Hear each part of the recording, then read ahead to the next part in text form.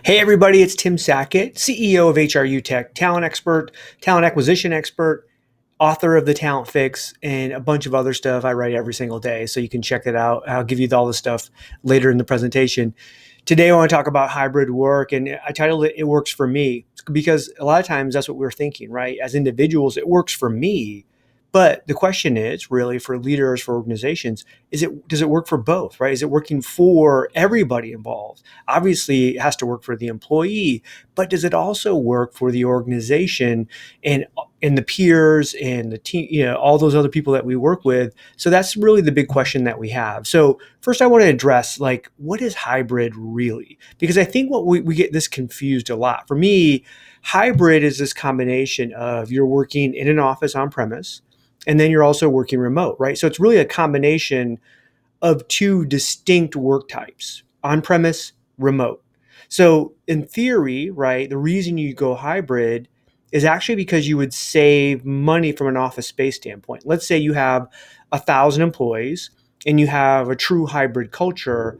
The structure would be, hey, I can have 500 employees into a smaller office on certain days, and then the other 500 come in on certain days, right? That's the actual kind of science behind what makes hybrid work. Now, most of us would go, wait a minute, that's not the hybrid that we work. We still have an office for 1,000 people. It's just empty like 2 or 3 days a week. And that's wherein lies the real problem. Well, what we're usually talking about hybrid is we're not truly talking about hybrid. What we're talking about is actual flexibility, right? Employees in workplaces truly want more flexibility. They want to be treated like adults.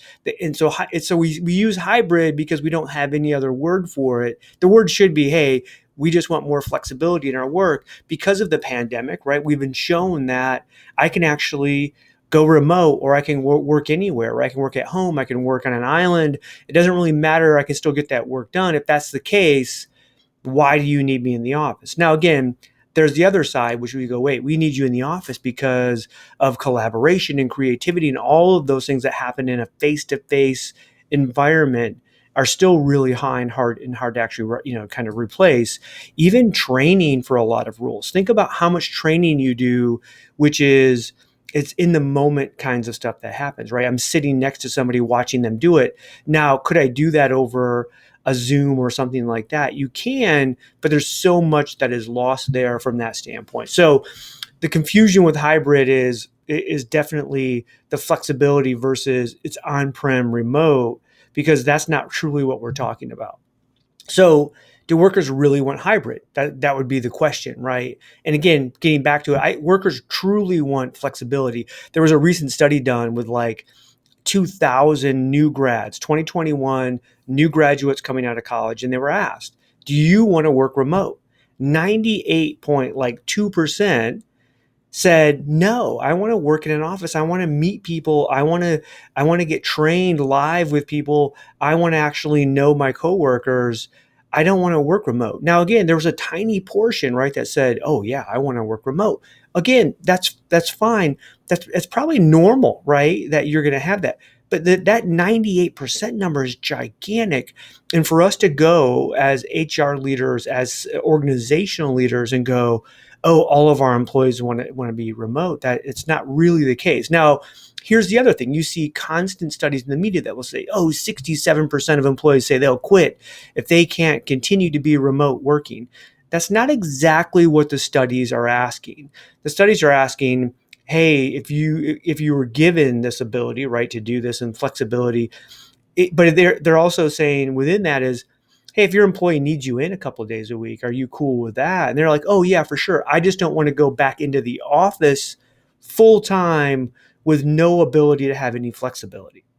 So again, that's one of the issues that we face, is that we continue to believe, the kind of headlines that are in the media versus what's the reality of what the studies are actually asking and what they're really saying.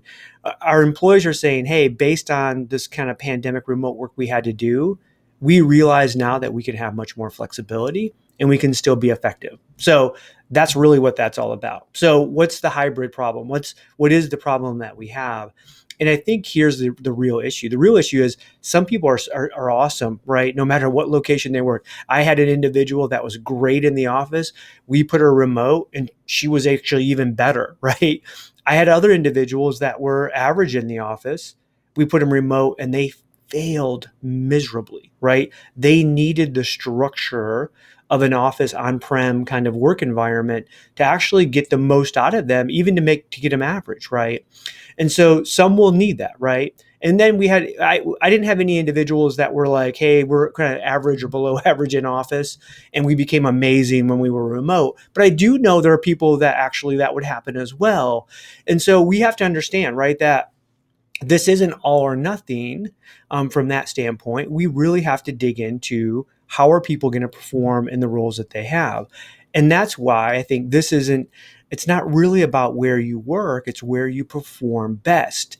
And here's the issue, right, is that our employees will go, hey, I perform best when I'm remote and I'm at home. And you're like, that's not what the data says, right? So we really have to dig in, understand what the data says and says, hey, you actually don't perform better. And thus, I understand you want to be remote, but the reality is we can't have you remote if you're going to continue to perform that way. So this becomes really a data performance conversation for individuals who say they want to be remote and that they actually perform better. They might think that they're actually getting more done, but if the data doesn't support that, then we have to really dig in and find out what's going on and why do we feel that way.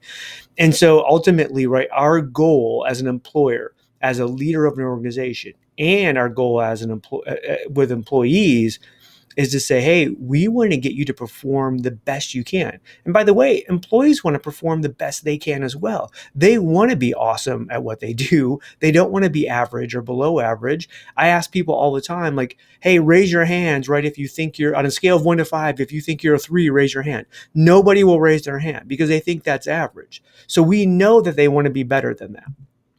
Is hybrid the future of work? I don't think hybrid is the future of work. And a lot of people will say, "Oh, it's here forever." Again, I think flexibility is the future of work. I think treating people like they're adults, right? If I have a sick child at home and it's a Tuesday and they can't go to school, but I can still work from home and get everything done I need to get done, my employer should be like, cool, you do that, right? That's the balance, kind of work-life balance we talk about. You can get some stuff done for us. You can take care of your family. It's a win-win for everybody involved. Also, we don't need you bringing illness into the office, right? So that now we're just acting like adults and being smart and actually thinking through things, right? So that's really the better way to handle this.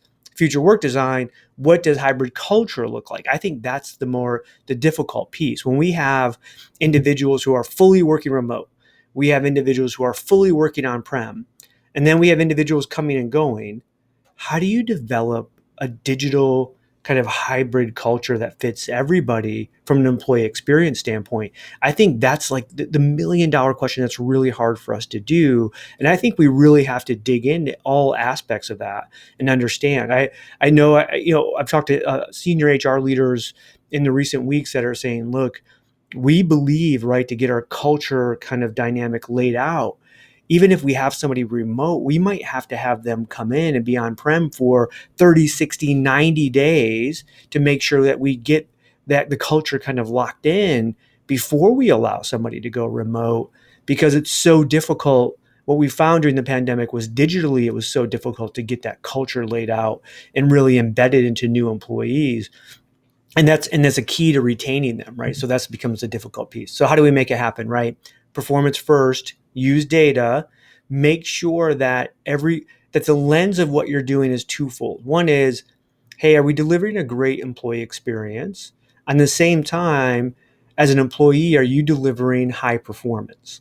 Now, if those two things are not in congruence with each other, we have an issue, right? We have to say, hey, look, just because you love your employee experience because you're working remotely doesn't mean you're going to be the right employee for us, because we need you to perform better.